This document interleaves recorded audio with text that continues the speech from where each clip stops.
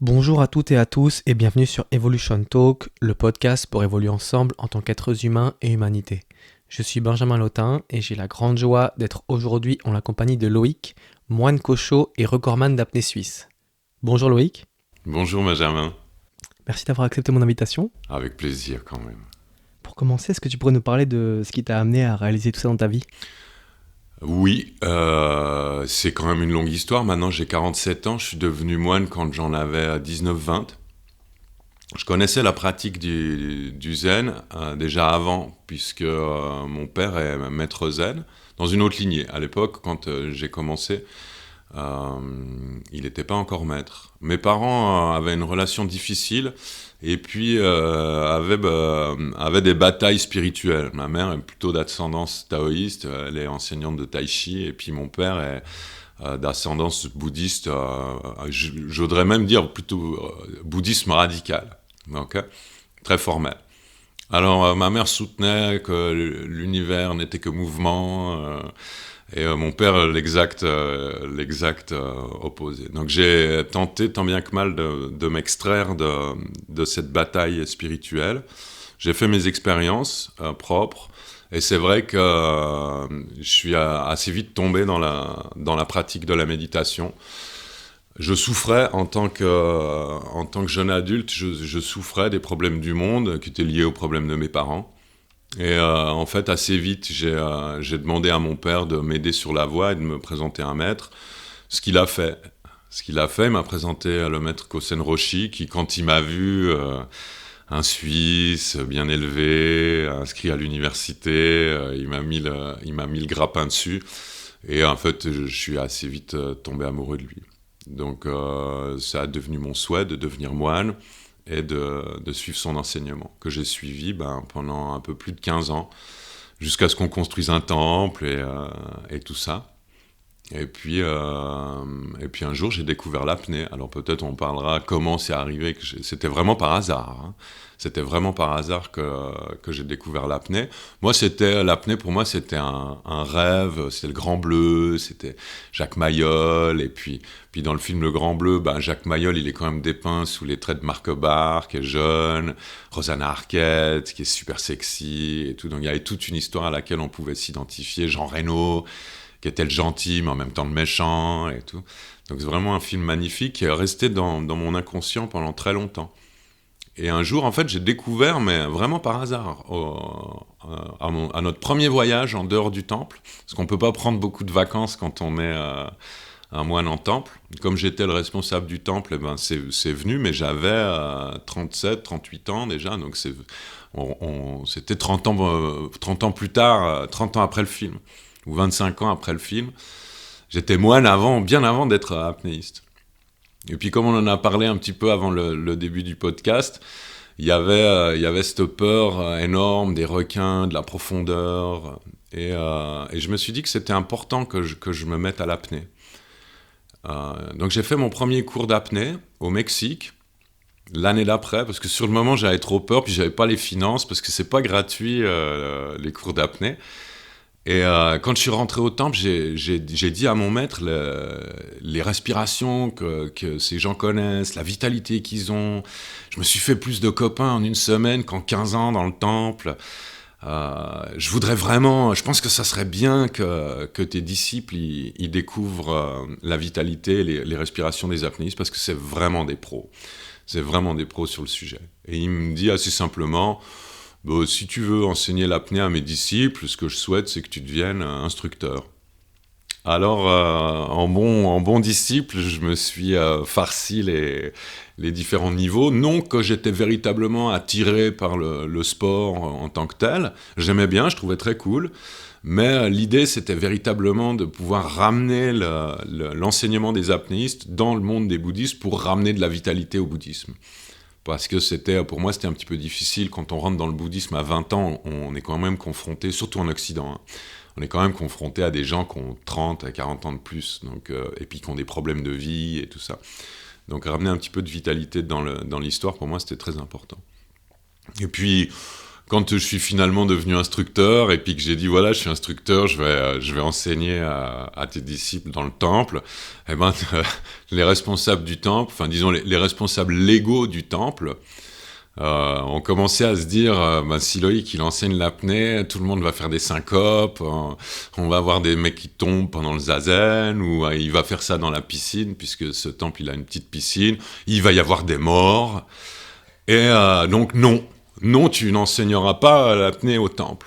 Et là, alors que j'avais peut-être déjà 20 ans de pratique, que j'étais le premier disciple du maître, son premier assistant, en plus le responsable du temple, donc avec les fonctions qui vont avec, on appelle ça le canine du temple, le fait qu'il ne fasse pas confiance à tous ses efforts pour ramener cet enseignement, alors ça m'est un peu resté en travers de la gorge.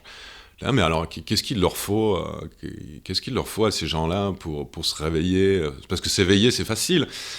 Se réveiller, c'est un petit peu plus difficile. La seconde fois, c'est plus difficile. Et puis, j'ai été vexé, touché, déçu. Et d'un coup, mon regard sur la communauté a changé. Mon regard sur l'implication de mon maître, disons, au-delà de ses activités au jour le jour. Je trouvais que la vision du futur qu'ils offraient correspondait pas du tout à ce que je voulais faire. Donc assez vite, les relations se sont brouillées. Et puis j'ai quitté le temple. Alors ça, c'est un gros moment de ma vie, parce que quand on a vécu une dizaine d'années en immersion complète dans un temple, on a oublié tout ce qu'il en est de la vie sociale, les difficultés, les factures, le boulot... Tout ça, moi, je pensais sincèrement que j'allais passer toute ma vie dans ce temple. C'est un endroit magnifique dans le sud de la France, avec 60 hectares de terrain, 2 rivières, au milieu du parc régional du Haut-Languedoc, donc c'est vraiment magnifique. Un petit peu rude, mais vraiment magnifique. Et je me suis retrouvé confronté avec un CV pour essayer de me réinsérer dans le social. J'étais inséré dans le social en tant que moine. Ok, les gens me demandaient, vous faites quoi? Je suis moine, gardien de temple, machin et tout. Ok. À quoi ça ressemble justement les conditions de vie d'un moine? Oh alors c'est un petit peu... alors moi je suis un moine pionnier. Enfin, dans ma vie j'aime bien découvrir les nouveaux horizons, me confronter à la nouveauté, même si ça fait peur. Donc quand on a... C'était une ancienne colonie de vacances. C'était une ancienne colonie de vacances des pupilles de l'établissement public, de l'État, ou un truc comme ça, les colos pour les orphelins. Donc au début, il fallait transformer ce truc-là en temple zen. Alors c'était super inconfortable, il n'y avait pas de chauffage, il n'y avait rien du tout. Donc les moines, eux, ils ont tous une vie sociale, un boulot. S'ils n'en ont pas, en France, ils ont le RSA, le RMI, ou des trucs du style. Donc...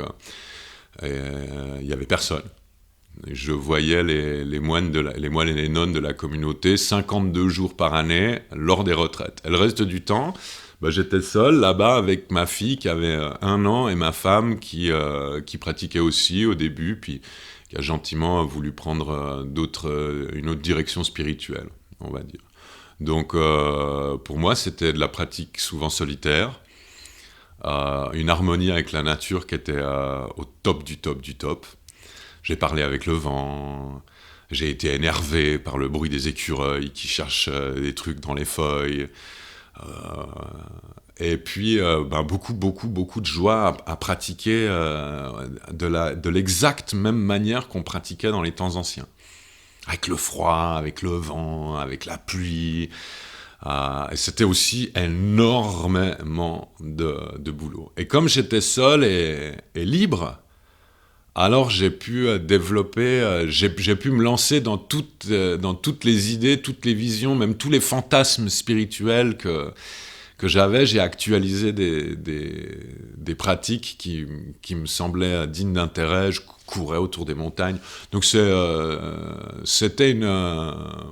quand on me pose la question, je dis j'ai rien à envier aux patriarches des temps anciens, aux icônes du Haut-Tibet. Alors c'était pas le Haut-Tibet, c'était le Haut-Languedoc.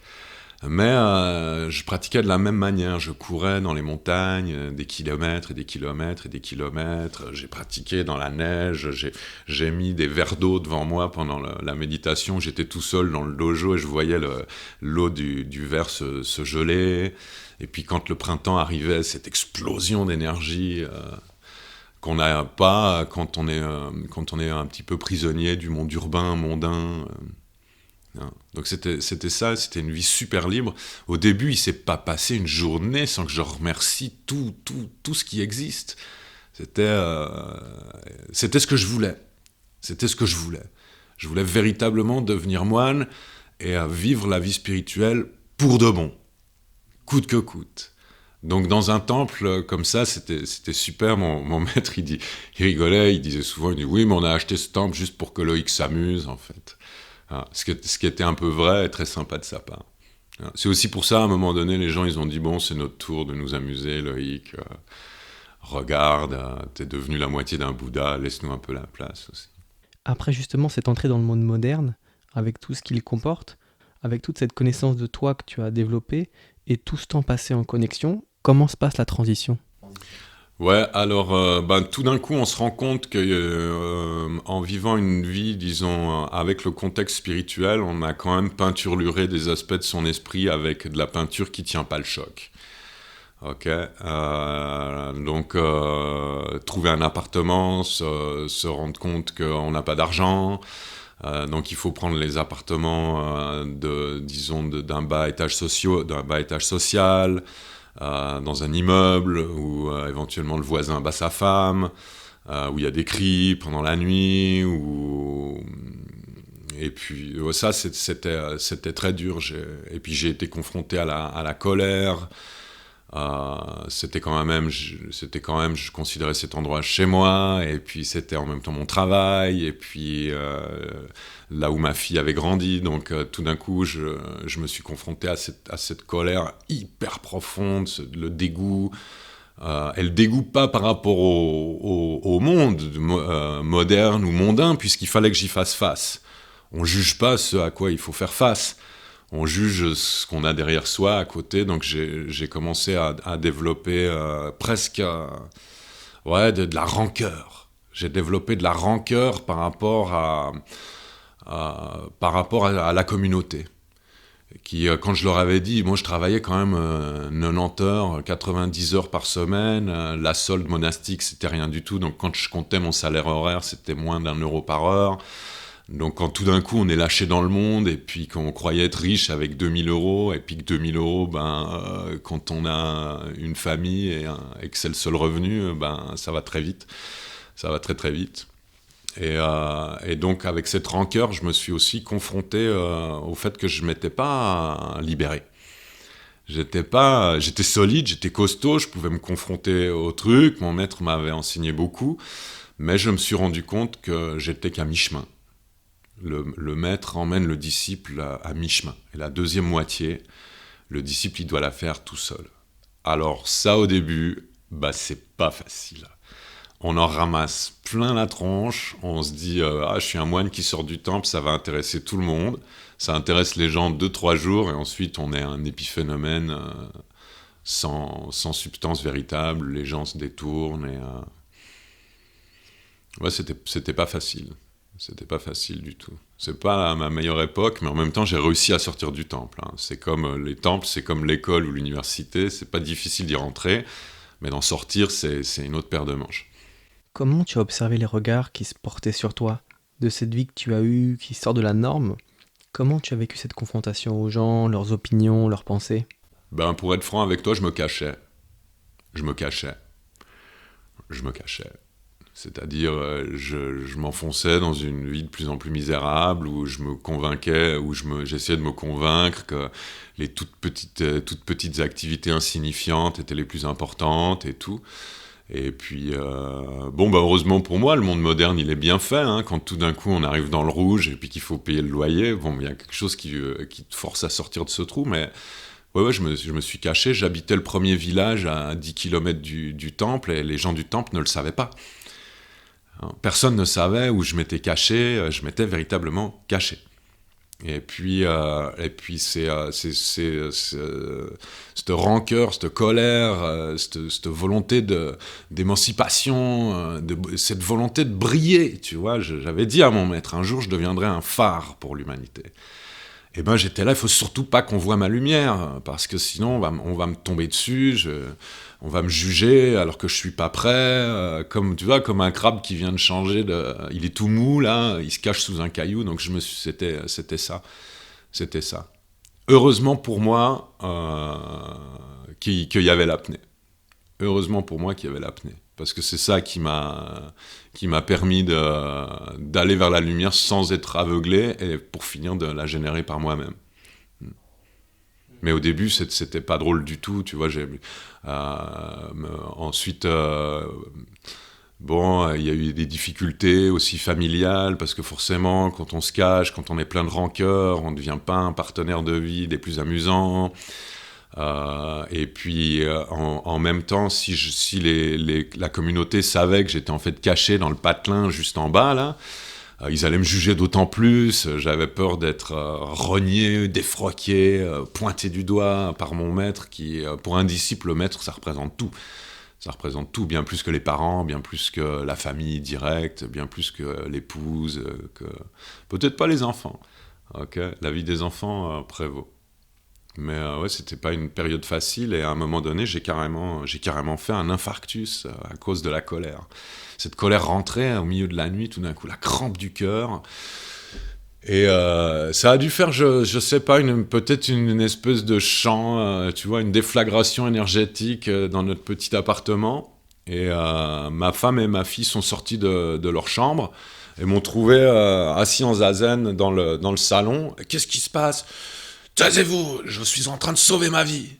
Et mon cœur battait pas. Et je suis resté en zazen jusqu'à ce que tout d'un coup, ça reparte. Donc je suis resté une vingtaine de minutes comme ça. Et là, j'ai compris que c'était vraiment... c'est vraiment la pratique du véhicule qui est importante. C'est vraiment le zazen qui est important. Le fait qu'on mette son corps et son esprit dans ce vaisseau de la posture. Et pas la reconnaissance religieuse, la reconnaissance sociale. Ça, c'est futile, c'est facile à obtenir. C'est facile à obtenir. Obtenir le véhicule et faire de sa vie sa vraie vie, ça, c'est un petit peu plus difficile. Donc, à ce moment-là, c'est vrai que j'ai commencé à prendre plus sur moi. C'est une chance inestimable d'avoir été rejeté de ce temple, parce que c'est vrai que toutes les aventures que j'ai vécues en sortant de ce temple, c'est des aventures que j'ai créées, avec lesquelles j'étais en syntonie, en symbiose. Alors qu'avant, dans le temple, je suivais l'ordre cosmique, entre guillemets, mais l'ordre cosmique était un schéma religieux imposé.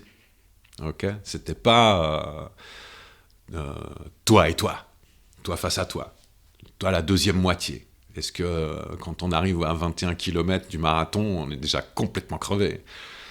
Est-ce qu'on va réussir à faire la deuxième moitié ? Qu'est-ce que c'est qui va te motiver à continuer alors que tout semble être contre toi ? Ça, c'était cool. Après coup, hein, parce que sur le moment, si je peux me permettre une anecdote, j'avais évacué ma famille du temple. Je voulais surtout pas que tout d'un coup la communauté se retourne contre nous et que ma fille ou ma femme soit touchée, puisqu'elles avaient pris cette décision de ne pas être en immersion complète dans la relation de maître à disciple. Donc j'avais aussi déménagé toutes mes affaires pendant la nuit, et je me préparais, je me suis dit, ouais, s'ils me parlent pas cool, je me barre au milieu de la nuit, ils vont rentrer dans les appartements du gardien, ils trouveront tout vide. Il a disparu avec toutes ses affaires. Ok, je me raccrochais à cette idée-là de partir sans laisser de traces. Donc il me restait mon sac à dos et mon vélo quand j'ai pris congé de mon maître et de la communauté. Et je pars en vélo, c'était la nuit, je traverse la porte du temple, je la regarde bien, c'est un moment dans l'enseignement du zen où on nous a beaucoup bassiné avec ou inspiré avec les moines qui quittent le temple. Et je passe la porte du temple avec mon vélo et je crie « Je suis libre !» Et à ce moment, exactement, le dérailleur se coince dans les rayons de la roue arrière parce que je changeais de vitesse. Les rayons de la roue arrière explosent, le vélo vole en éclats et je tombe par terre avec le genou ouvert, la gueule alors je mange la poussière. Et dedans, je me marre parce qu'il y a des histoires comme ça, il y en a des milliers dans le zen. Et je veux dire, les maîtres qui me précèdent, il y en a la moitié qui sont passés par des histoires comme ça. Je me relève avec mon vélo en pièces, je regarde la porte du temple et j'ai fait 2 mètres. J'ai réussi à faire 2 mètres. Et je suis déjà le genou pété, le vélo bousillé. Et je me dis, bon, voilà, et c'est parti, mec, bon courage. Donc, il faut trouver sa place d'une manière ou d'une autre dans ce monde si on veut pouvoir évoluer tout seul. Il faut vraiment être très, très, très fort. Très fort. Justement, cette notion de liberté, qu'est-ce que tu en penses maintenant ? Cette quête que tu as eue à ce moment-là, quelle est ta relation avec cette notion de liberté ? La plupart des gens, ils veulent obtenir des états permanents. Ok ? Ils veulent être libres pour toujours. Donc ils veulent gagner au loto, et en fait, très vite, ils confondent la liberté avec le confort et le libertinage. Okay.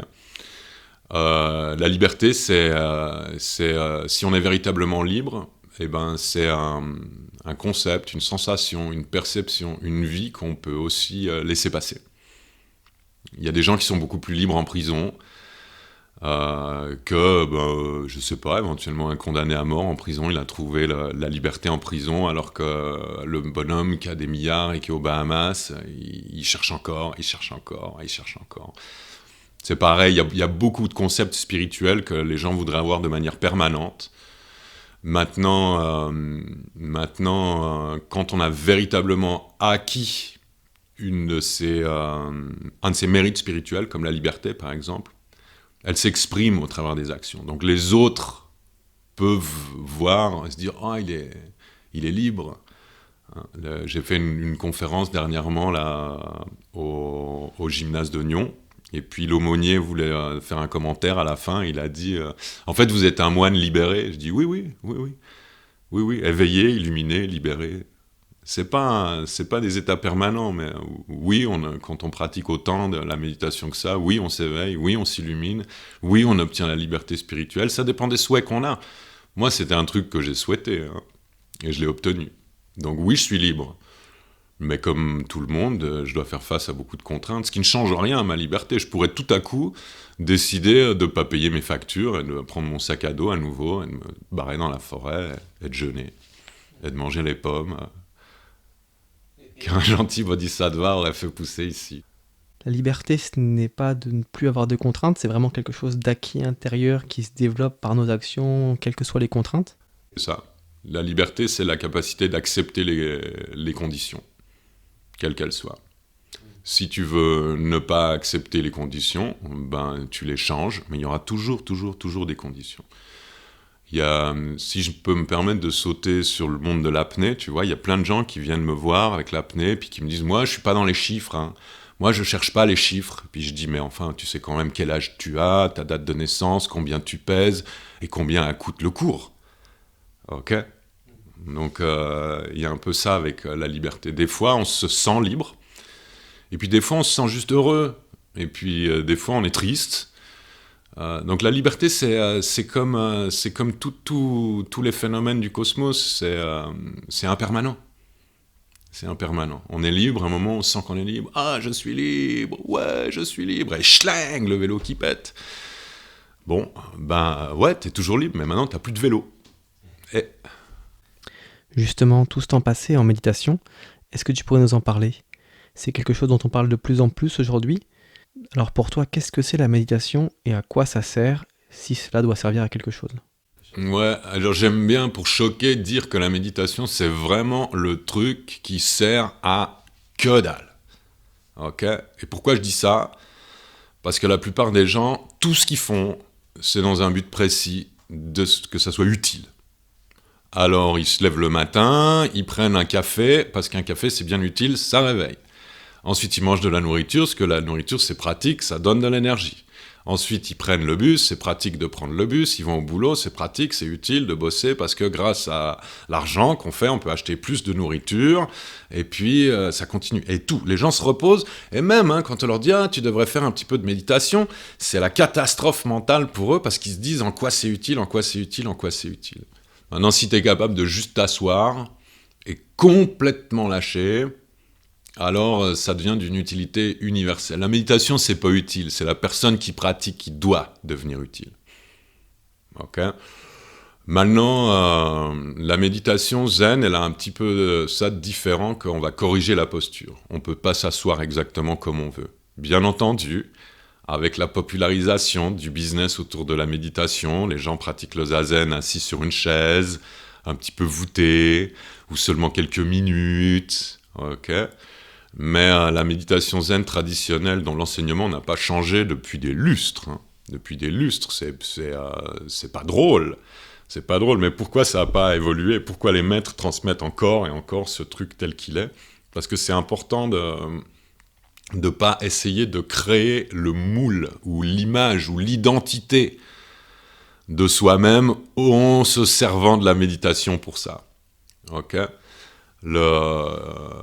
L'identification, alors les méditations classiques, celles qu'on vous vend à la télé en disant que ça va vous faire du bien, ça c'est l'arnaque directe, ça va vous faire du bien. Okay. Déjà vous ne savez pas la différence entre le bien et le mal, mais vous êtes capable d'acheter un truc où on va vous dire que ça vous fait du bien. Comme on nous a dit que le Nutella était un bon petit déjeuner aussi pendant un moment. Okay. Et vous allez en fait créer une identité dans votre esprit et éventuellement, si cette identité que vous créez, le méditant, c'est-à-dire vous créez le méditant, et en fait vous allez vous séparer de votre nature profonde. Vous jugez la personne en vous qui se sent... Alors on s'assied en zazen ou on s'assied dans la méditation et on se dit « Ah zut, je suis pas détendu ». Ok, et on continue de chercher, on continue de chercher, on continue de chercher, on continue de chercher. Ça devient... les gens vont arriver dans un truc infernal et ils vont dire « Ah ben on m'a menti, ça fait pas de bien du tout ». Et ils vont arrêter et ils vont retourner dans un autre truc. La méditation zen, c'est le moule universel dans lequel on peut vivre toutes les identités qu'on a envie. Ok ? Il y a eu des problèmes de traduction avec l'arrivée de Maître Deshimaru en Europe et du zazen.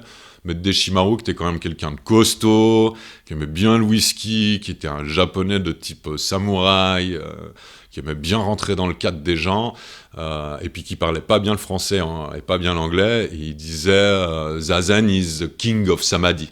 Zazen is king of samadhi, king of samadhi. Et les gens, le samadhi, c'est identification pratique, c'est tout ce à quoi on s'identifie. Quand on fait de la course et puis que tout d'un coup on se dit « Ouah, je suis champion du monde de course », bon, ben c'est un samadhi. Okay. Quand on se dit « Ouais, je suis le meilleur », c'est un samadhi. Okay. Mais quand vous vous asseyez en zazen puis vous dites « Je suis semblable au Bouddha », c'est le samadhi. Mais il y a un autre jour où vous allez être semblable à une poubelle qui traîne dans un caniveau. Et la véritable traduction, la véritable enseignement, ça serait Kingdom of Samadhi. Quand on s'assied dans la posture de méditation correcte, alors on produit de l'espace, on crée de l'espace. Les gens ils disent faut faire le vide, faut faire le vide, faut faire le vide. Non, non, non, non, non. Ça sert à rien d'essayer de faire le vide. Moi, mon père, il a construit l'accélérateur de particules du CERN. Il a été ingénieur dans l'hypervide. Ça coûte des milliards. Faire le vide, c'est un effort surhumain. Okay. Il faut simplement créer de l'espace. Simplement créer de l'espace de manière à ce que tout ce qu'on a envie de vivre dans la méditation n'en déborde pas. Okay. Si tu veux être complètement concentré sur ton ego lumineux, joyeux, content dans la méditation, tu peux. Le problème, c'est quand ça déborde et puis qu'éventuellement, tu vas donner un coup de coude à ton voisin méditant et je pratique mieux que toi. Hein. Là, ça a débordé de l'espace que tu crées. Donc pour moi, c'est ça la vraie méditation. C'est un truc qui sert à créer de l'espace pour que le monde tel qu'on le connaisse puisse être plus libre, plus grand, sans limite. Comme nous. Mais c'est pas utile. C'est pas utile du tout. Hein. C'est pas utile du tout. Alors, Ça peut le devenir. Ça peut le devenir. Mais ça, il faut avoir des méditants d'un haut niveau. Parce que la méditation, alors je vais être un peu sec et peut-être un petit peu dur, mais ça serait pas mal, sur les 8 milliards d'êtres humains qu'on est aujourd'hui, qu'il y en a qui s'asseyent, qui bougent pas et qui la ferment pendant 1 heure ou 2. Okay, de manière à ce que les autres puissent faire leur bon travail, ce qui est utile, sans qu'on les dérange.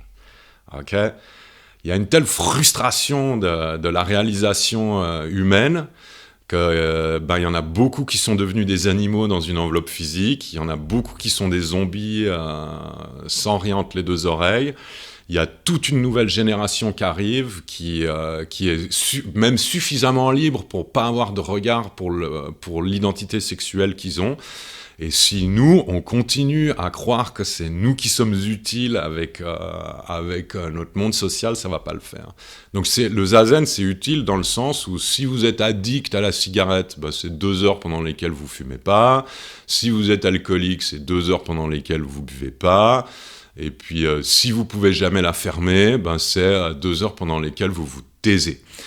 Et c'est aussi, le moine zen, il va corriger votre posture.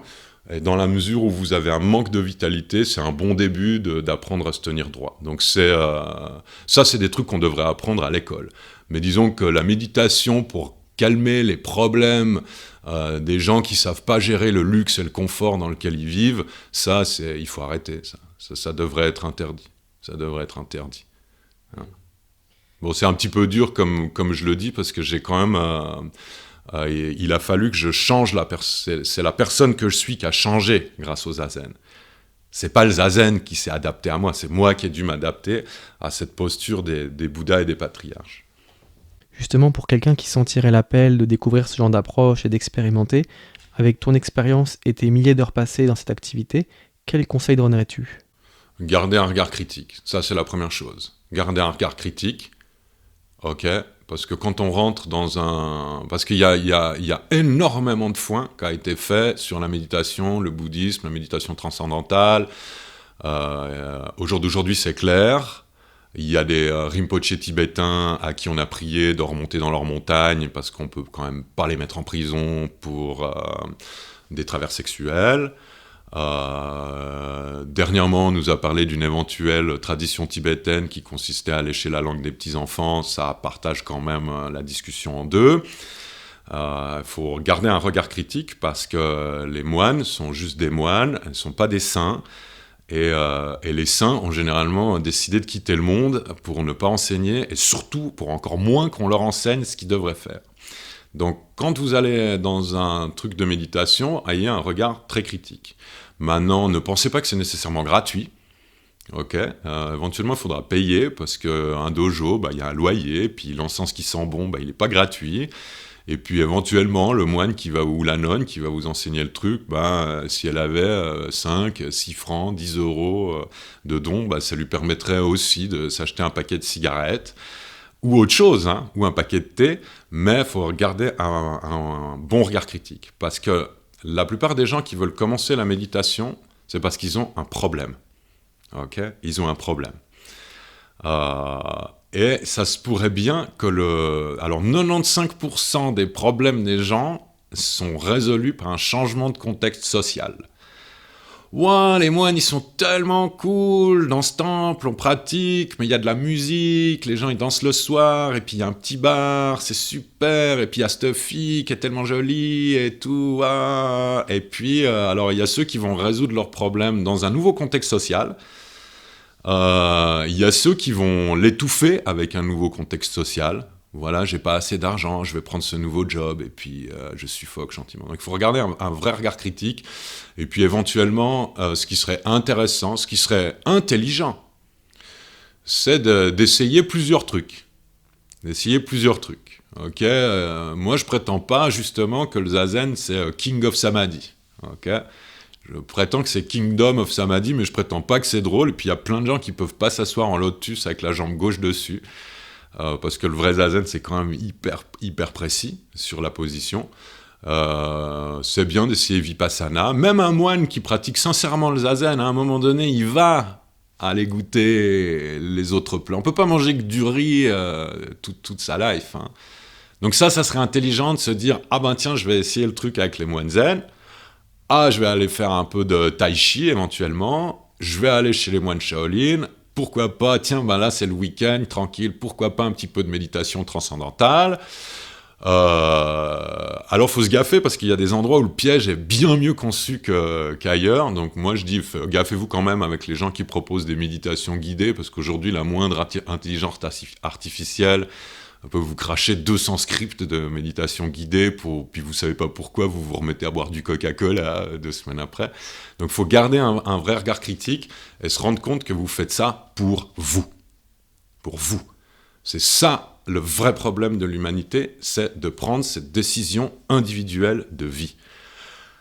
Je vais essayer le zazen, qu'est-ce que t'en penses ? Je vais essayer ça, qu'est-ce que t'en penses ? Ah, je vais me prendre une glace, d'après toi, je devrais prendre quoi ? Vanille ou chocolat ? Ok, et faut que vous décidiez, faut garder un esprit critique, puis il faut se rendre compte que c'est juste de la méditation, quoi. Il y a d'autres pays où la méditation, c'est un truc qu'on fait 10 minutes avant l'école, et ça fait chier tous les élèves, mais ils ont une belle posture, ils sont droits, et ils savent que ça fait partie du truc, et ils sont juste un petit peu plus calmes, le cœur bat plus lentement, effectivement, il y a quand même quelques bienfaits physiologiques. Donc pourquoi pas, mais 2 heures de méditation, quand moi on me pose la question, qu'est-ce qu'il faut que j'attende ? je dois m'attendre à quoi avec cette retraite que vous dirigez là ? Ben, mal au cul, mal au genou, mal au dos, ça c'est garanti. Hein, ça c'est garanti. Donc ça il faut le savoir aussi. C'est-à-dire garder cet esprit critique, c'est-à-dire que vous n'allez jamais obtenir la moitié de la vérité, ou la moitié de la pratique, ou la moitié de vous-même. Quand vous vous dirigez vers vous-même, quelle que soit la pratique, ça peut être la musculation, de jogging, quelle que soit la pratique, vous allez vous confronter à l'entièreté de vous-même. Et ça, si vous ne le savez pas, eh ben, vous allez échouer dans tout ce que vous entreprenez. Il faut le savoir, la méditation zen, ça fait mal au cul, mal au genou, mal au dos. Et des fois, même après 10 ans de pratique, on est plein de rancœur et on a envie d'une chose, c'est de foutre le camp de ce temple et de plus jamais voir des boules à zéro, par exemple. Donc il faut garder un esprit critique. Et ça, normalement, c'est vos parents qui devraient vous l'avoir transmis. Moi, au début du mois, alors ça je suis content de le dire, au début du mois de septembre, j'organise un enseignement de la méditation, mais c'est ma fille qui va le donner. Ma fille, elle a 15 ans. Donc c'est un enseignement pour les familles, les adultes ne peuvent pas venir seuls, les enfants ne peuvent pas venir seuls, et c'est ma fille de 15 ans qui va leur enseigner la méditation. Moi, je suis là en tant que superviseur, de manière à faire en sorte que les parents soient bien à droite de la salle et les enfants à gauche, pour qu'on n'ait pas une maman ou un papa qui dit « fais comme le monsieur, fais comme la fille, elle te dit ». Okay ? Et les parents, eux, ils ne vont pas apprendre la méditation. Alors s'ils sont doués, ils arriveront à s'en sortir à l'intérieur. Eux, ils sont priés de s'asseoir et de la fermer, pendant que la nouvelle génération enseigne à la nouvelle génération comment on pratique ce truc. Sans que les parents arrivent et disent et mettent les concepts dans le cerveau de leurs enfants. Je me réjouis beaucoup. Et Inch'Allah, comme on dit dans le bouddhisme, ça marchera bien. Ouais. Justement, quel est ton regard sur cette nouvelle génération et sur la notion d'enseignement ? On peut entendre ici ou là que c'est les enfants qui nous enseignent plus que les anciennes générations.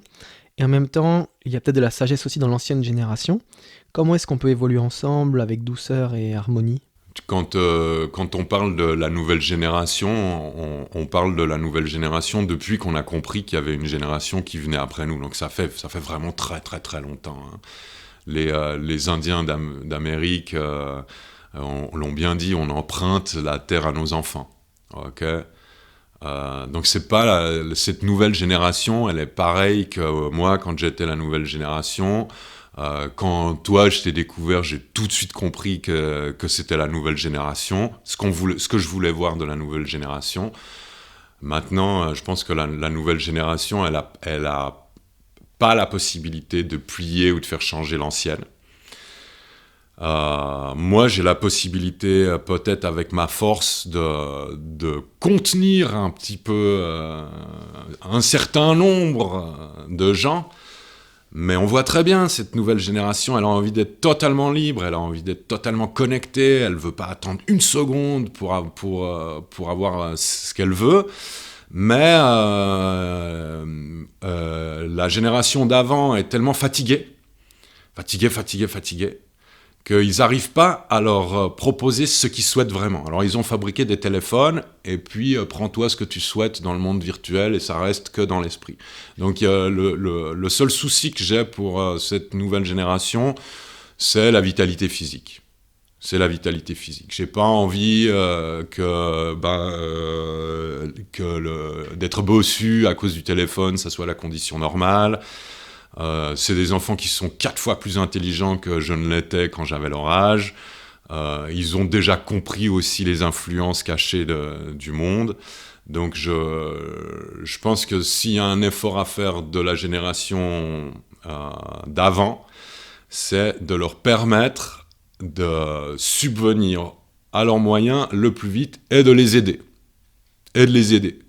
C'est pas normal, par exemple, que ça soit interdit de donner une avance sur héritage pour les générations qui ont un héritage parce que leurs parents sont riches. Il faut attendre que leurs parents soient vieux et meurent parce que machin a interdit l'avance sur héritage. Ok ? C'est pas normal non plus que des enfants qui soient éveillés soient tenus à une espèce de formalisme social qui n'a fait aucune preuve. C'est-à-dire un enfant de 15 ans, on va lui dire non, mais c'est pas comme ça qu'elle marche la vie. Est-ce qu'on a essayé ? Je veux dire, nous sommes les adultes. Nous sommes ceux qui pouvons essayer de mettre au point les idées de la nouvelle génération. Ça, le contraire, c'est pas possible. Le contraire, c'est pas possible parce que le contraire, c'est les problèmes qu'on a. On va pas mettre, c'est vraiment l'horreur de dire ça. Alors ma fille, on lui a fait le coup en France. On l'a jumelé à un enfant mort dans les camps de concentration. Ça sert à quoi ? Ça sert à quoi ? Ok ? Ça sert à quoi de faire ça ? Ou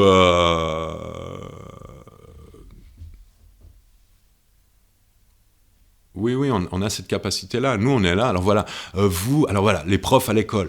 Vous, les enfants, vous avez la responsabilité de rouler en voiture électrique.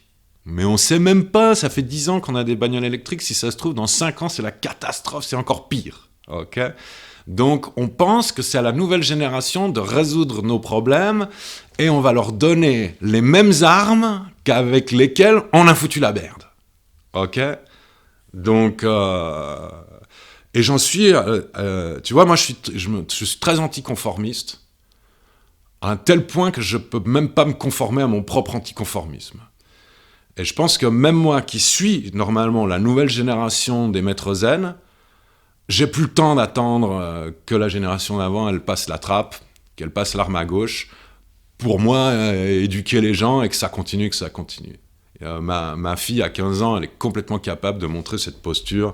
Il s'agit de mettre son corps dans une position, mais enfin, c'est hyper facile. On n'a pas besoin d'un bonhomme qui a plongé à 100 mètres, qui s'est fait attaquer par des requins pour vous expliquer le calme. Un enfant qui vous explique au calme et qui prend la posture, et on voit son esprit, son corps et son esprit qui s'effacent derrière la pratique, c'est instantané. On comprend tout de suite qu'il s'agit de faire ça et de la fermer. Les parents, s'ils la ferment et qu'ils ne bougent pas, les enfants, ils peuvent s'exprimer pendant un moment. C'est-à-dire que si pendant que ma fille, par exemple, elle explique, puis que les enfants rigolent, si les parents sortent de la posture, bâton. Tac, tac, silence. C'est les enfants maintenant. Vous devez être là pour aider vos enfants en leur laissant la place. Laissez-les passer devant. Devenez forts. Créez cette forteresse intérieure pour aider la nouvelle génération. C'est comme ça que je le vois. C'est pour ça que j'ai aussi changé mon corps. Tu vois, quand je suis sorti du temple, je pesais 110 kilos, j'étais à moitié alcoolique. Et si on m'avait dit que je plongerais 100 mètres en apnée et que je dompterais les requins, j'y aurais pas cru une seconde. Pas une seconde. Enfin, un requin. Justement, est-ce que tu peux nous parler de cette anecdote et de comment l'apnée finalement a apporté plus de vitalité à ta vie ? Tu parlais de cette envie de ramener de la vitalité dans les temples. Comment est-ce que l'apnée t'a apporté cette vitalité et ce nouveau souffle ? Exact, ce nouveau souffle. L'apnée, la profondeur, l'inconnu, Ça fait peur. Ok.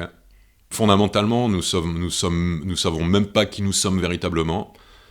Donc, dans le premier pas qu'on fait vers la spiritualité, généralement, y a de la peur.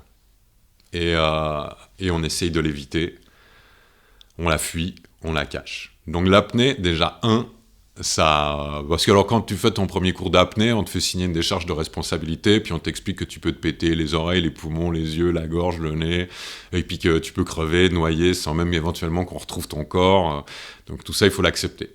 Et après, il faut décider quand même, malgré tout ça, je vais le faire quand même. Donc là, d'un coup, on se confronte à la peur d'une manière pratique. L'instructeur, il connaît les techniques pour traverser la peur et les obstacles mentaux. Okay. Donc, la peur, c'est un truc à laquelle il faut se confronter. En plongeant en apnée, je me suis confronté à cette peur. Au début, je me suis confronté, en fait, à l'inutilité des enseignements zen. Parce qu'au début, je me suis dit, je vais plonger comme un moine zen, quoi. Je vais faire complètement abnégation de moi-même. Les gens me disaient, allô Loïc, quand tu plonges, tu fais quoi? Tu penses à quoi? Je dis, c'est simple, plonger, tu mets la tête sous l'eau, tu descends. Et quand tu sentiras le froid sur le sommet de ta tête, c'est que t'es mort. Alors à ce moment-là, seulement, tu baisseras les bras. Ok. Et moi, ça m'allait, mais je me suis cassé les poumons, les oreilles, le nez, j'ai tout bousillé dans ce truc-là. Tu vois. Il a fallu que je me bousille bien. Avant que je me rende compte qu'il fallait que je me reconstruise et que je développe des capacités spécifiques pour l'apnée. Les capacités spécifiques de la méditation, on va pas te dire grand-chose. Hein. En plus, si tu as la sortie de la méditation, tu dis « Ah, j'ai pensé pendant la méditation », les gens vont te regarder « Ah, tu penses pendant la méditation ?» Mais c'est pas bien, ça. Hein. Il faut apprendre à penser pendant la méditation. Il faut apprendre à négocier son esprit, négocier son corps. Donc l'apnée, à la différence de la méditation, si tu loupes ta respiration en méditation, tu te rattraperas sur la prochaine. Si tu penses un petit peu à côté de la plaque pendant la méditation, éventuellement il y a une épaule qui monte. Mais si tu décroises pendant la méditation, éventuellement il y a deux personnes qui vont faire ils dérangent. Mais si tu décroises à 100 mètres de fond, t'es mort, hein, et ça tu le sais, et c'est pas juste une image. Donc d'un coup, qu'est-ce qui se passe? Avec l'apnée, tu vas rééduquer ton système noradrénergique. Aujourd'hui, tous les êtres humains fonctionnent en mode dopaminergique. C'est que du fantasme. Ils s'imaginent qu'ils vont faire ça, et ils sont déjà contents. Le rêve a envahi la réalité. Et les gens s'imaginent, quand ils se disent, ça serait tellement génial de gagner au loto, mais ils jouent pas. Okay. J'aimerais tellement être un dauphin. Ouais, mais t'as même pas acheté un caleçon de bain pour aller à la piscine. Okay. Donc l'apnée, ça va confronter la personne à ses peurs et très très vite à ses limites. À l'heure actuelle, pour moi, il n'y a pas de différence quand on parle de profondeur dans l'eau ou de profondeur dans la méditation. La profondeur dans l'eau, elle a le mérite d'être quantifiable. Okay, quelqu'un qui plonge à 20 mètres plonge moins profond que quelqu'un qui plonge à 40 mètres. Donc la personne qui plonge à 40 mètres est plus relaxe que la personne qui n'ose pas dépasser les 20 mètres. Okay. En méditation, il n'y a aucune différence entre la personne qui est complètement prisonnière de son esprit que la personne qui est libérée, à moins qu'on sache voir les lumières subtiles. Okay. Donc l'apnée, c'est intéressant véritablement dans ce sens-là, de rééduquer le soi, l'ego, le véhicule, sa personne, à se confronter à sa peur et à être capable, malgré le stress, malgré l'appréhension, malgré les angoisses, à effectuer un savoir-faire simple. Ça, c'est très bien. Okay. On vous a jamais appris à l'école qu'il fallait pas hurler si vous n'étiez pas content.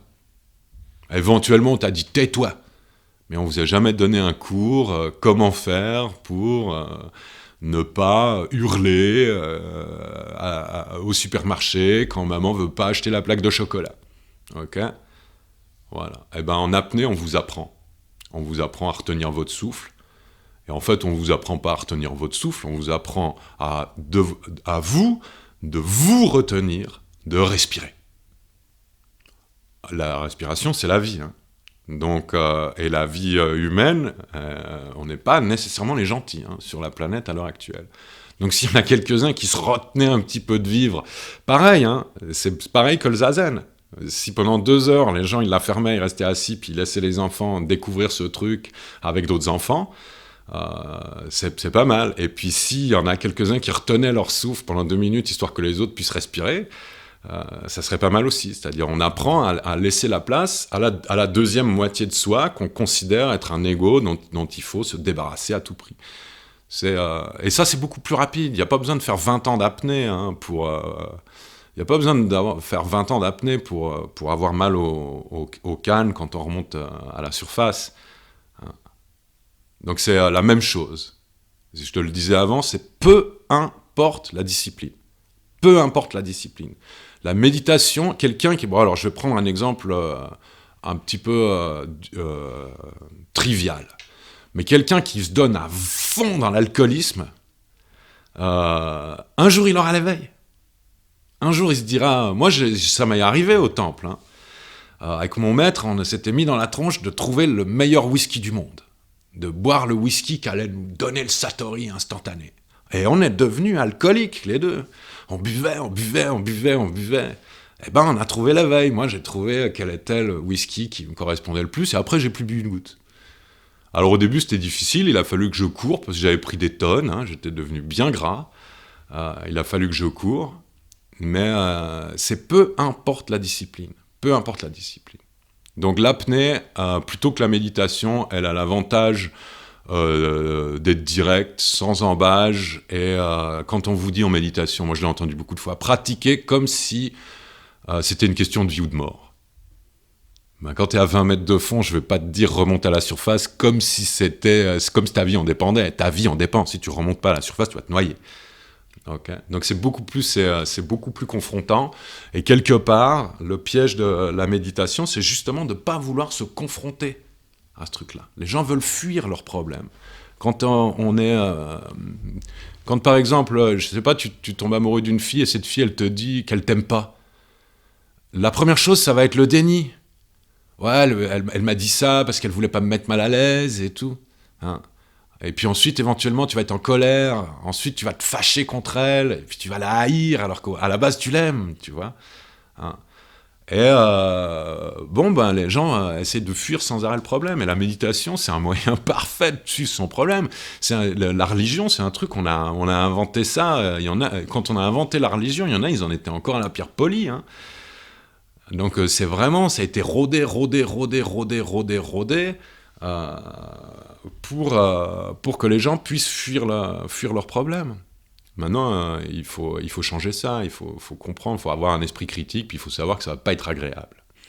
Okay, si on veut aller face à soi et trouver totalement qui on est, eh ben on va se rendre compte qu'en fait, il y a quand même la moitié de nous-mêmes qui était presque le 100% du problème qu'on avait. Et ça, se confronter à ses propres limites, à ses propres peurs, à sa propre génierie intérieure, c'est pas donné à tout le monde, mais avec l'apnée, au moins, c'est direct. Et puis, comme je l'ai dit avant, les apnéistes, c'est pour ça que j'ai voulu devenir apnéiste, c'est des mecs super cool, qui vont briser des concepts, qui vont vous libérer instantanément. Je pense que c'est encore plus cool, alors je veux pas faire de la pub, mais je pense que c'est encore plus cool d'apprendre l'apnée avec un maître zen anticonformiste, parce qu'on va avoir en plus la certification que ce qu'on fait, c'est d'un haut degré spirituel.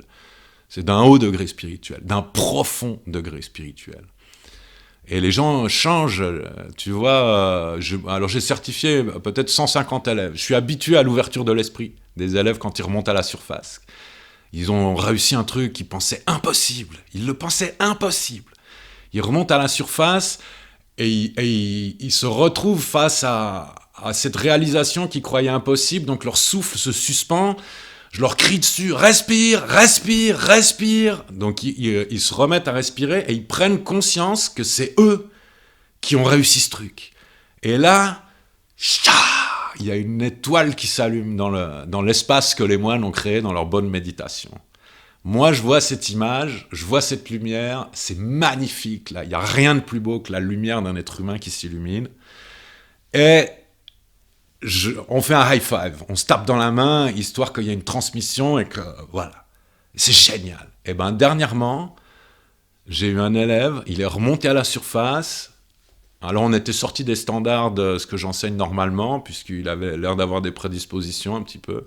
Il est remonté à la surface, respire, et il commence à faire... Et c'est pas la lumière que je vois, c'est son cœur qui s'ouvre. Son cœur qui s'ouvre. J'avais jamais vu quelqu'un qui a le cœur qui s'ouvrait spontanément après avoir simplement foutu sa tête dans l'eau jusqu'à 26 mètres.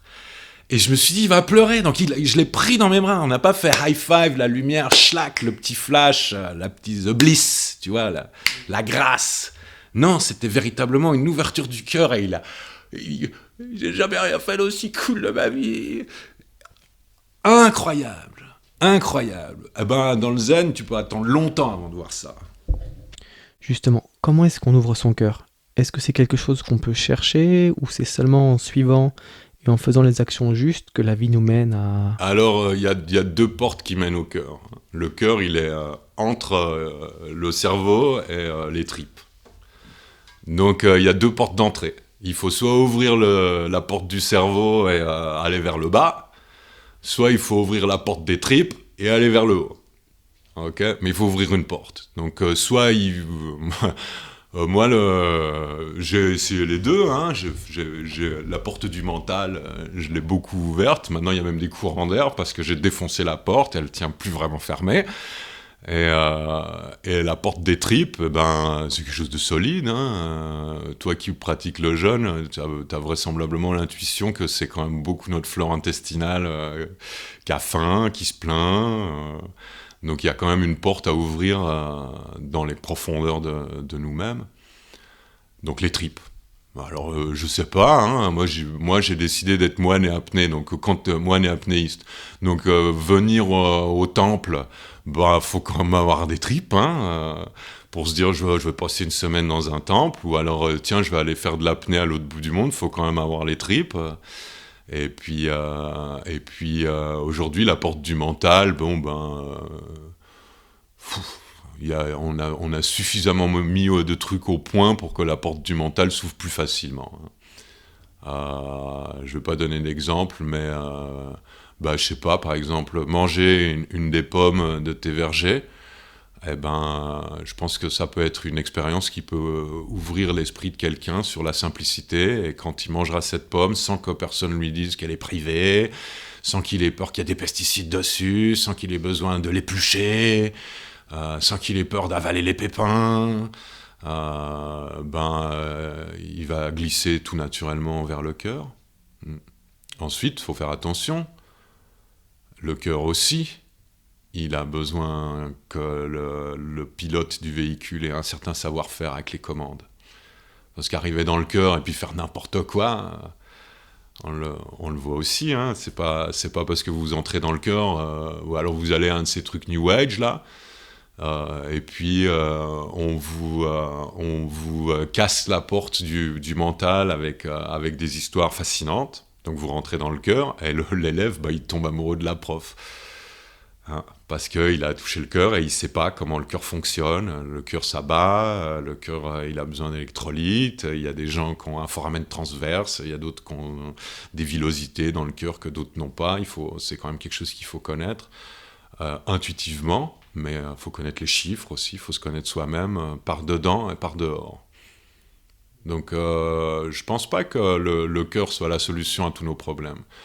Je pense que la capacité de passer de son cerveau à son cœur, de son cœur à ses tripes, de ses tripes à son cœur, de son cœur à son cerveau, c'est la fluidité entre disons, le positionnement du système nerveux central, en fait. C'est-à-dire le système nerveux central, ça peut être les neurones du cerveau, ça peut être les neurones autocontractiles du cœur, ou ça peut être les neurones des intestins. Donc c'est ça qui est important, c'est de savoir changer de l'un à l'autre sans qu'on soit croché. Les gens qui sont complètement crochés dans le cœur, j'ai de la peine à les supporter. Les gens, il faut qu'ils se prennent dans les bras. Je t'aime. Moi, quelqu'un qui est flexible, il dit à quelqu'un qu'il l'aime ou qu'il l'aime pas, et c'est la même sensation, c'est la même perception, c'est la même acceptation.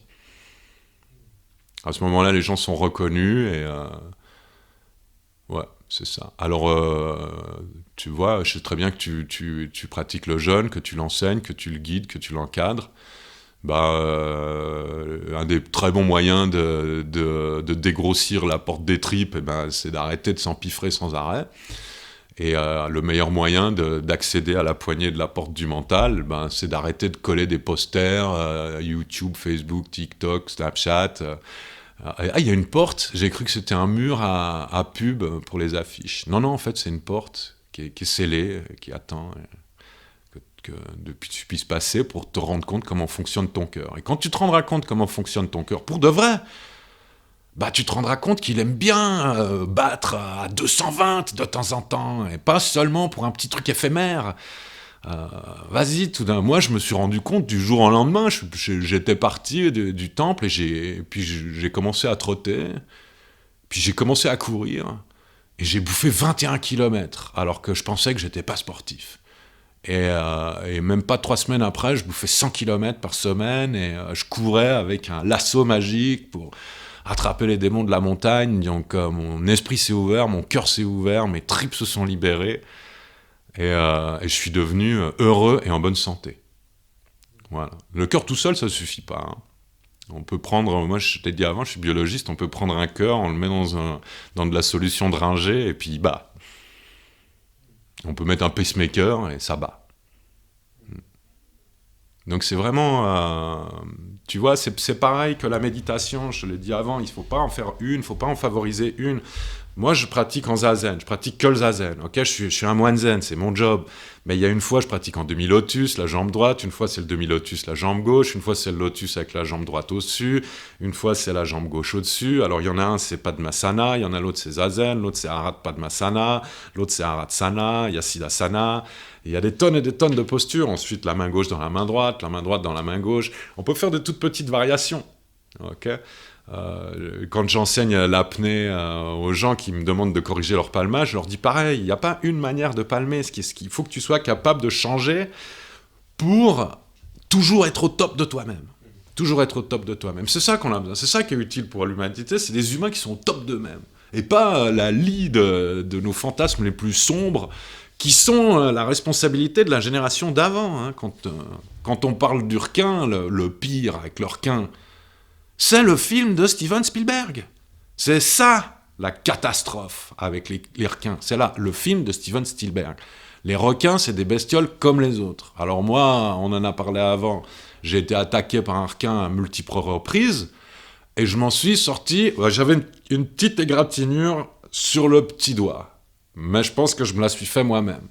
Donc on n'a pas enregistré mon attaque comme une attaque officielle de requin, puisque je m'en suis sorti totalement sain et sauf, illuminé, heureux et quasiment content, voire amoureux. Hein, syndrome de Stockholm. Mais si un chien, il m'attaque dans la rue, la mamie là, avec son petit roquet et puis la laisse extensible, mais s'il m'attaque... Et c'est 10 fois plus agressif qu'un requin. Combien il y a de gens qui ont été défigurés par un chien ? Combien il y a de gens qui se sont fait griffer par un petit chat et puis qui ont carrément eu, c'est allé limite jusqu'à la septicémie. Hein ? Alors regarde les requins, il y a 5 ou 7 morts par année. 5 ou 7 humains qui meurent par année à cause des requins. L'animal qui tue le plus, qui soit pas un animal de compagnie, hein, c'est l'hippopotame. Alors bien sûr que personne va aller se baigner dans un truc où il y a des hippopotames, mais je suis sûr et certain qu'il y a beaucoup plus de gens qui tombent malades, qui se cassent une hanche parce que le chien tire sur la laisse. Non. Et pourtant, quand on est attaqué par un chien dans la rue, eh ben on se sent bête si on a eu peur. Si le chien il fait waouh, et puis que t'as peur parce que le chien il t'a aboyé dessus, tu te dis putain merde, j'ai peur d'un chien. Mais c'est devenu social, c'est devenu un être social. Le requin, c'est un être sauvage. Il est chez lui avant qu'on soit chez nous. Là. On ne sait même pas si on vient de cette planète. On pense à aller sur une autre. Le requin, tu crois qu'on va lui offrir un siège dans le machin pour l'emmener sur Mars ? Non. On va prendre un petit échantillon de son ADN et puis on va en refabriquer un qui a les dents plates. Enfin. Est-ce que tu peux nous reparler de cette expérience et de tout le contexte de cette attaque ? C'est c'est un événement interdépendant de nature spirituelle. Ok, c'est ça qui s'est passé. Je prie beaucoup quand je rentre dans l'eau parce que, bon, d'abord j'ai peur de l'eau, de la profondeur, enfin pas de l'eau directement, mais j'ai peur de l'inconnu. Et l'inconnu dans l'eau, il a été exploité par les films, les histoires, le Léviathan, Cthulhu, les requins, voilà, le mégalodon, des trucs, tu vois, énormes, pour lesquels on serait des cacahuètes. Donc quand je rentre dans l'eau, étant donné que je suis vraiment le dernier des mammifères à retourner dans le monde marin, je me sens forcé de demander la permission. Okay. Mais je ne sais pas vraiment à qui demander la permission. Donc je fais une prière où ça a commencé comme ça. Alors par respect, hein, dieux et déesses de la mer, rois et reines des océans. Et puis ensuite ça commence esprit des défunts, parce qu'il y a tous les gens qui sont morts noyés dans la mer, qui veulent... ils voudraient qu'on retrouve leur corps, qu'on les reconnaisse comme étant morts dans la mer. Et puis il y a les crabes, il y a les cnidaires, il y a les méduses, il y a les dauphins, il y a les poissons, il y a les molécules d'eau, il y a les unicellulaires, il y a les algues, il y a les coraux. Voilà. Et puis il y a les échinodermes, il y a les étoiles de mer. Et là, ça y va. Je me suis inspiré d'un chef indien qui était capable d'énumérer...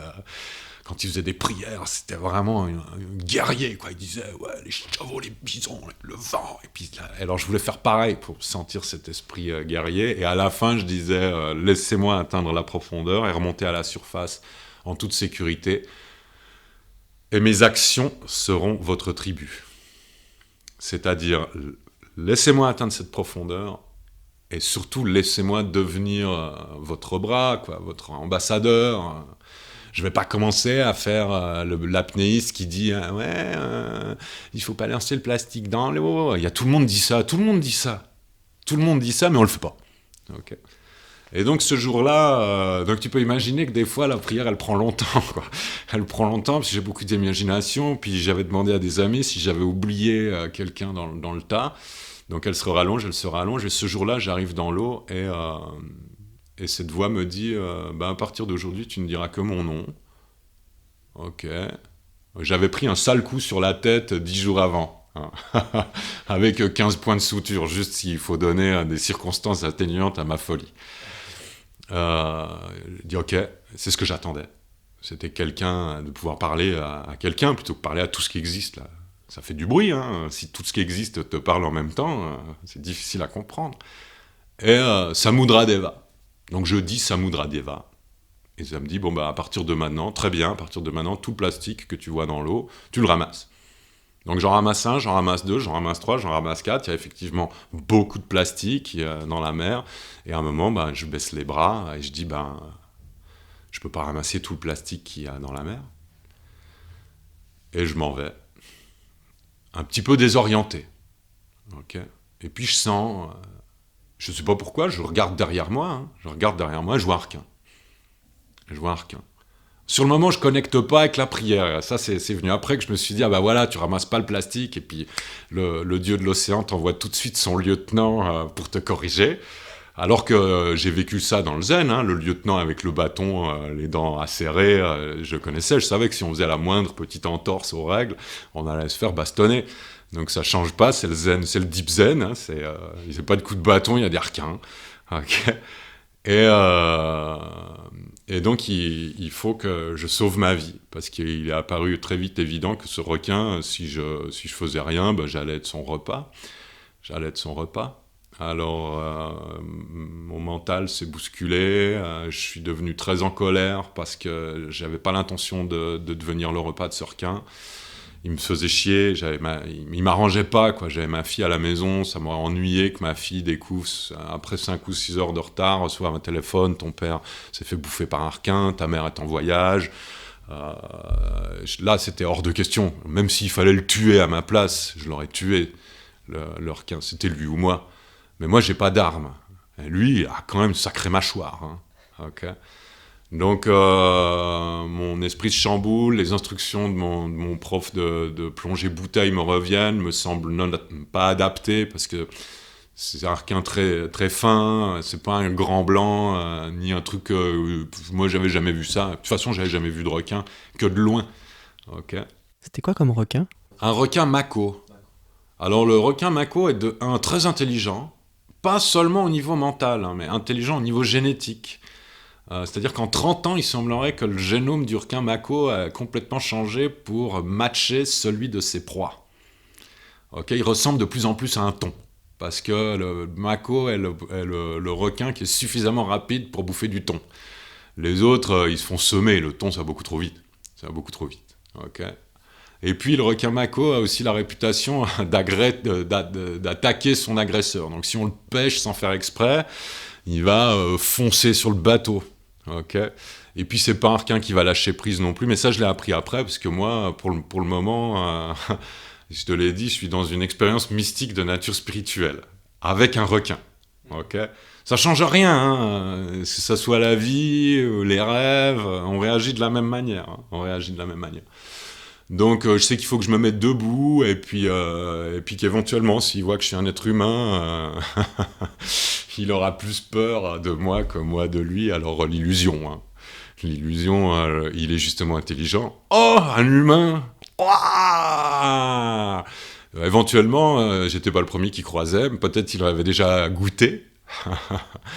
Voilà, et puis en plus un gros morceau comme moi, tu vois, voilà. Donc à partir du moment où je lui ai montré que j'étais un être humain, il a souri encore plus avec ses belles dents et il m'a attaqué de front. Donc là, disons, c'est devenu inconscient, c'est tout simple.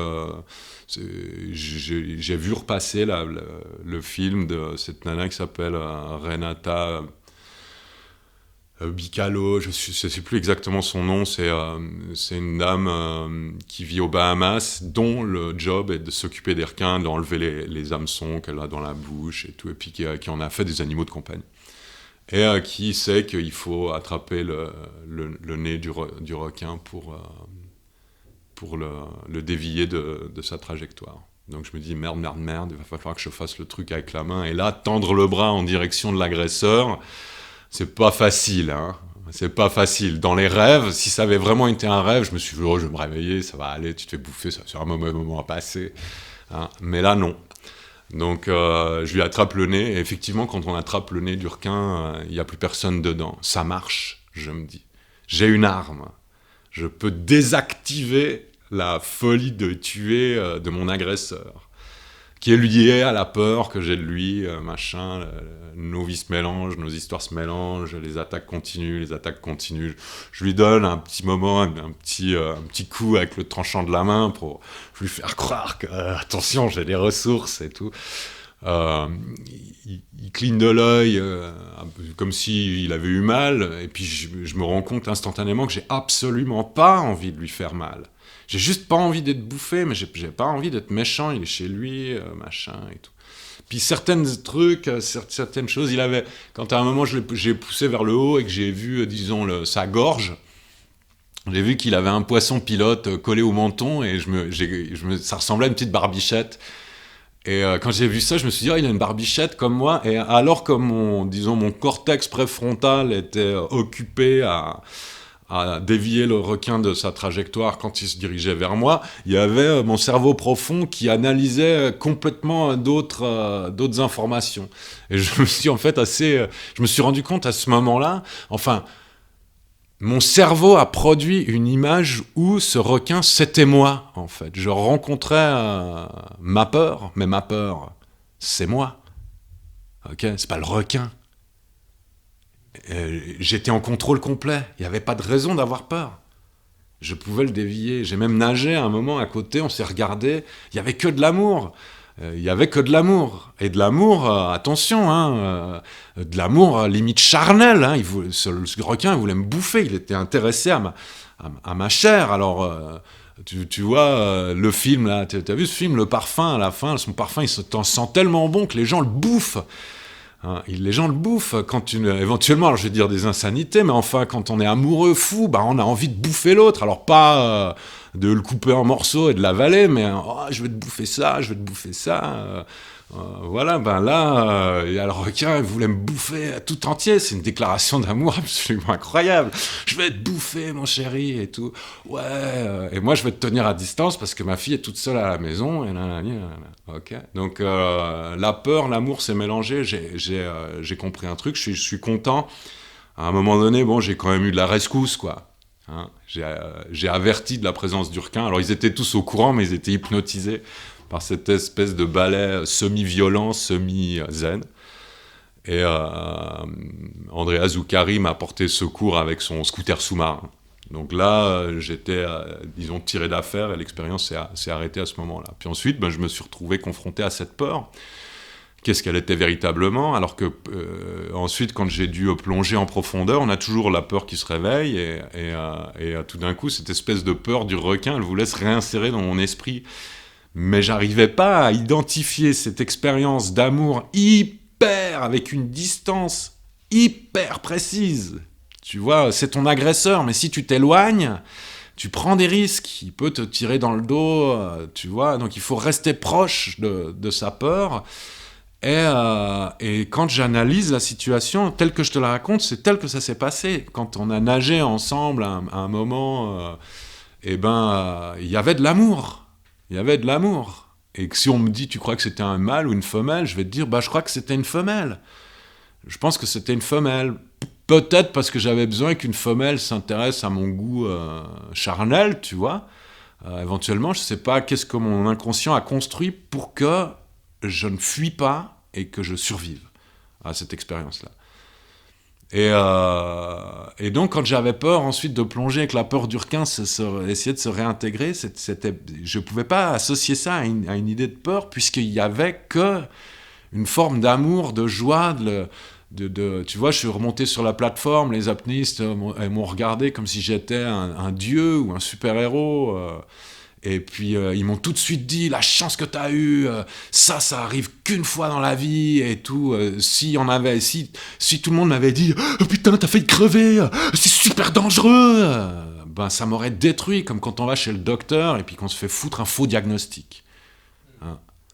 Donc j'ai eu vraiment immensément de chance. Puis maintenant, c'est le syndrome de Stockholm. J'aimerais bien pouvoir aller chez eux, toquer à la porte gentiment, et voir si je peux simplement observer la manière dont ils vivent peacefully là, dans leur milieu, quoi.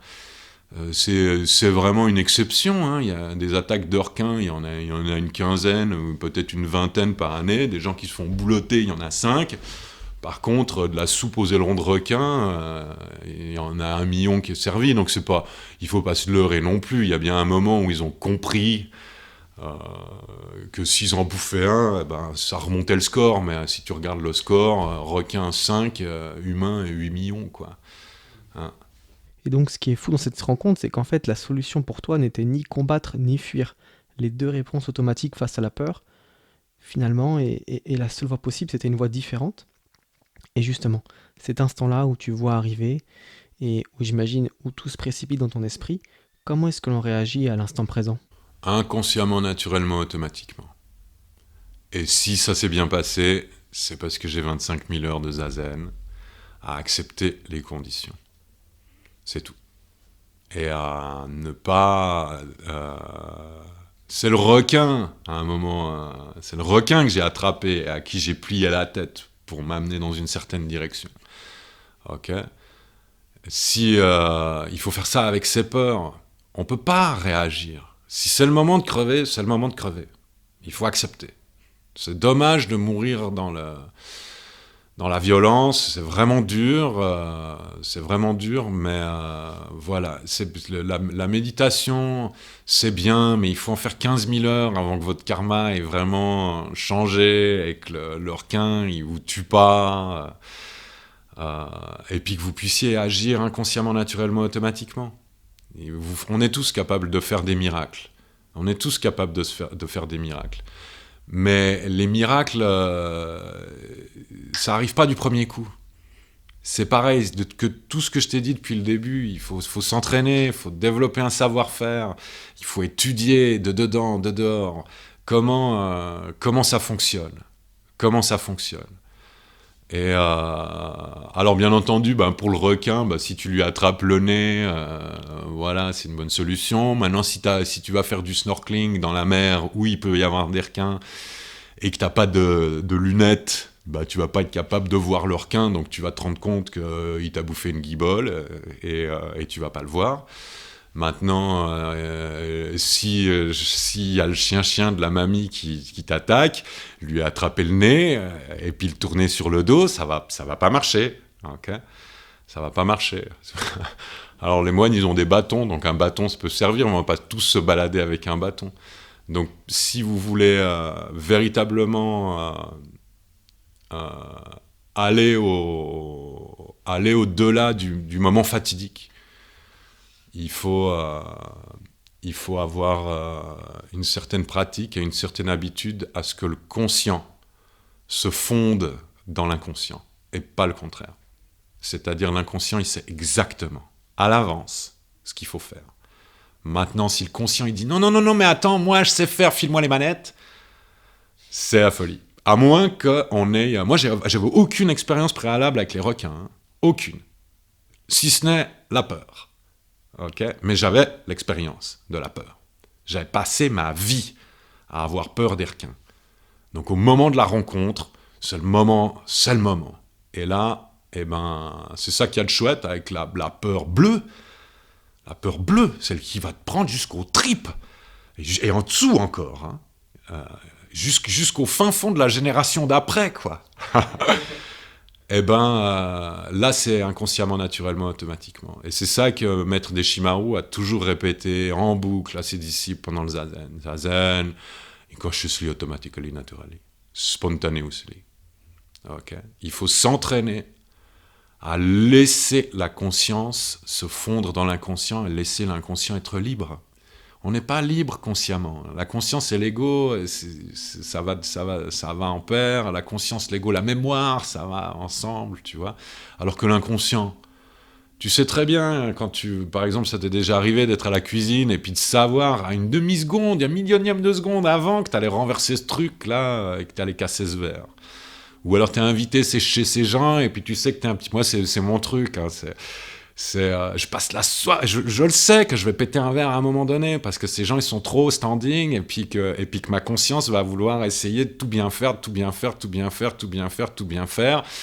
et au moment où ils vont me servir un verre de blanc, je vais faire un faux mouvement, je vais renverser le verre de blanc sur la table et puis je vais dire voilà, ils vont penser que je suis alcoolique, que je contrôle pas mes mouvements et tout. Alors que inconsciemment, moi, je savais très bien que ça allait arriver, et si j'étais resté normal, j'aurais dit « Vous faites pas de soucis, ça fait depuis cet après-midi que je sais que le verre allait casser, je suis vraiment désolé, je vais nettoyer. Okay. » On sait, inconsciemment, on sait tout. Et on sait tout faire. Si je prends un apnéiste, que je lui tape sur la tête pour qu'il tombe dans les pommes, et que je lui pince le nez avec un pince-nez, que je lui mets un scotch sur la bouche, je le plonge à 100 mètres de fond, et que je le remonte, il n'y a pas de gars, il n'a pas les oreilles cassées, il n'a pas la cage thoracique défoncée, parce que ça marche très bien. Inconsciemment, ça marche très bien. Le problème qu'on a, c'est cette affaire de développement de conscience. Les gens qui veulent faire de la méditation pour développer leur conscience, mais c'est le pire poison qu'on puisse faire. Il faut juste apprendre à s'asseoir calmement, droit, et trouver à l'intérieur ce qui vous plaît, quoi, ce qui vous plaît. Et que quand vous remontez à la surface des phénomènes, quand vous êtes en méditation, puis que tout d'un coup vous dites « j'étais en train de délirer dans la méditation », puis que vous remontez à la surface, faites attention à votre vitalité, quoi, respirez, reprenez le corps, respirez un bon coup. L'apnéiste, il le sait très bien, c'est pas sous l'eau qu'on respire, mais c'est sous l'eau qu'on s'amuse en tant qu'apnéiste. Puis quand on remonte à la surface, on respire un bon coup, on se calme et tout, et puis on redescend. Dans la méditation, la posture, elle change pas. Donc il y a des fois on plonge, des fois on remonte à la surface. Maintenant, quand on plonge, il faut savoir ce qui se passe, ce qu'il faut faire, comment le reconnaître. Et puis quand on remonte à la surface, il faut savoir aussi quoi faire. Hein. Et puis respirer, c'est pas évident. Hein. Il y a des gens qui apprennent à respirer. Ils apprennent à lâcher le souffle au moment où ils cannent. Hein, au moment où ils meurent, c'est dommage. C'est dommage. Et ça, c'est un bon exercice, parce que la respiration, c'est inconscient. Mais ça peut être conscient aussi. Donc tout ce qui mobilise la respiration, c'est bien, que ça soit le jogging, mais la méditation en pleine conscience ou avec des trucs d'entertainment mental, c'est dangereux. Parce que soit on pense, soit on respire. Okay, on ne peut pas être concentré sur sa respiration et ses pensées en même temps. Soit on est concentré sur son diaphragme, soit on est concentré sur le cerveau. Okay, soit on est concentré sur l'entier de la conscience, soit on est concentré sur la moitié de la conscience. On peut pas être concentré sur l'inconscient, à moins éventuellement qu'on décide de s'asseoir une semaine en méditation et de jeûner. Ok, qu'est-ce que ça va faire ? Bon, ça, c'est l'inconscient qui commence à parler. Au début, on comprend rien. Ouais. Moi, je le vois comme ça. Je le vois comme ça. Il n'y a pas lieu de faire un truc spécial. Sinon, vous devez apprendre... Alors, bien entendu, c'est le vœu du bodhisattva. Hein. Aussi nombreux soient les dharmas. Je fais le vœu de les acquérir tous. Ouais, je veux savoir grimper les montagnes, je veux plonger dans les océans. Si je pouvais réparer mon téléphone portable moi-même, si je pouvais connaître les numéros du loto à l'avance. Il y a des mecs qui connaissent les numéros du loto à l'avance, quelque part aux Philippines, dans la forêt, mais ils s'en foutent. Ils s'en foutent, mais moi j'ai entendu parler d'histoires où il y avait un bonhomme aux Philippines qui donnait les numéros du loto à des gens qui revenaient, qui les jouaient, puis qui gagnaient le gros lot, quoi. Okay. Donc, mais acquérir tous les dharmas, c'est les vœux du bodhisattva. Hein. Aussi nombreux soient tous les êtres, je fais le vœu de les sauver tous. Ensuite, les gens vont dire « tu sais, les êtres n'ont pas tant besoin que ça d'être sauvés. » Aussi nombreux soient les dharmas, je fais le vœu de les acquérir tous. Tu sais, les dharmas sont infinis. Hein. Aussi nombreux soient les illusions, je fais le vœu de les vaincre tous. Mais sais-tu que tu es une illusion toi-même, hein. Et aussi changeante soit la voie du Bouddha, je fais le vœu de marcher dessus. Celui-là, je l'ai un petit peu modifié parce que je suis un costaud, mais à la base, la vraie traduction, c'est aussi impermanent soit l'éveil du Bouddha ou la voie du Bouddha, je fais le vœu de la réaliser. Mais le seul moyen de réaliser l'éveil du Bouddha, c'est de devenir le Bouddha. Et on ne peut pas être le Bouddha. Pour être le Bouddha et soi-même en même temps, c'est une expérience très intime qui appelle au silence, au calme et au retrait. C'est ça que je voudrais éventuellement que ma génération ou celle qui vient avant, apprennent, puisque la nouvelle génération a vraiment quelque chose à exprimer, quoi. Merci beaucoup pour tous ces partages. On arrive à la fin du podcast. Je vais te poser la question rituelle. Si tu avais un dernier message à transmettre à l'humanité, comme une bouteille à la mer, quel serait ce message ? Eh ben, suivez Benjamin Lotin. Sincèrement, suivez Benjamin Lotin. Alors, vous l'avez compris, je vous parle à vous, hein, les auditeurs. Vous l'avez compris que moi, j'ai traversé des trucs grandiloquents. Et puis, on pourrait parler pour toute la journée. Mais Benjamin, il enseigne la respiration, il enseigne le jeûne, et il fait pousser de la nourriture de qualité sans qu'elle soit spécialement bichonnée. Et vous allez vous rendre compte, tôt ou tard, que c'est ça que vous avez besoin. Donc, si j'ai un truc que je voudrais dire, c'est que si vous savez pas quoi faire de vos sous, vous lui donnez. Si vous savez pas quoi faire de votre temps, vous lui donnez. Si vous savez pas où foutre de likes sur les réseaux sociaux, vous les mettez chez lui. Si vous savez pas quoi partager pour faire le buzz, partagez ce qu'il met. Parce que ce qu'il met, c'est ce que vous voulez vraiment réaliser pour vous-même. Et moi aussi, je ne rêve que d'une chose, c'est d'arrêter de manger. Et je veux pas dire juste pour quelques jours pour le fun de me nettoyer. Je pense que je suis relativement pur déjà, mais j'arrêterais bien de manger pour toujours. Et si j'avais la possibilité de manger une pomme qui me reste pas coincée au milieu de la gorge comme il y a 5000 ans, ça m'arrangerait. Parce qu'il y a 5000 ans, il y avait des pesticides sur les pommes dans le jardin d'Éden. Et aujourd'hui, grâce à Benjamin Lotin, il n'y en a pas. Donc voilà, c'est pas une bouteille à la mer. Je veux pas non plus le placarder dans les rues, mais je pense que c'est ça. Et puis si vous croisez son chemin, traitez-le avec respect parce que c'est quelqu'un de doux et de sensible et qui mérite à être rencontré. Puis si vous croisez mon chemin, je vais vous faire une blague. Hein. Maître Cochot, plus t'es zen, plus tu l'évites. Eh bien, c'est la bouteille à la mer la plus surprenante que j'ai entendue, en tout cas. Euh, Merci, en tout cas, beaucoup, Loïc, pour tous tes partages et pour ce que tu fais qui a du sens à mes yeux et aux yeux de beaucoup de monde. Merci beaucoup pour ça. Pour ceux qui nous écoutent, si vous voulez suivre les actualités de Loïc et tout ce qu'il propose, vous trouverez tout cela dans la description du podcast, ainsi que les différents liens des réseaux sociaux de Loïc. Si vous souhaitez soutenir les plantations d'arbres fruitiers et de forêts comestibles, vous pouvez également soutenir l'association nutritive, vous trouverez tous les liens dans la description. Encore un grand merci Loïc et à bientôt pour un prochain podcast. À bientôt, j'espère. Ouais.